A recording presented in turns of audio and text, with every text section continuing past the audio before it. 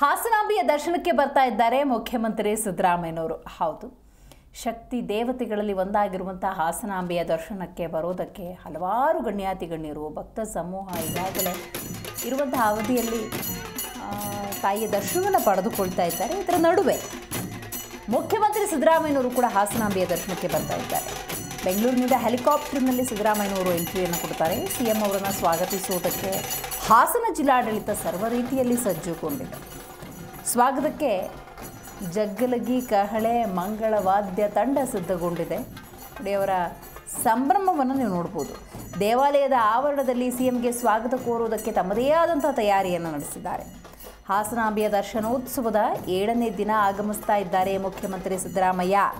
ಕಳೆದ ಬಾರಿಯೂ ಹಾಸನಾಂಬಿಯ ದರ್ಶನವನ್ನು ಸಿದ್ದರಾಮಯ್ಯನವರು ಪಡೆದುಕೊಂಡಿರ್ತಾರೆ. ಹಾಸನಾಂಬಿಯ ದರ್ಶನದ ನಂತರ ಅವರು ಮೈಸೂರಿಗೆ ತೆರಳುತ್ತಾರೆ ಎನ್ನುವಂಥ ಮಾಹಿತಿ ಇದೆ. ಸಿಎಂ ಜೊತೆ ಕೆಲ ಸಚಿವರು ಆಗಮಿಸುವ ಸಾಧ್ಯತೆ ಕೂಡ ಇದೆ.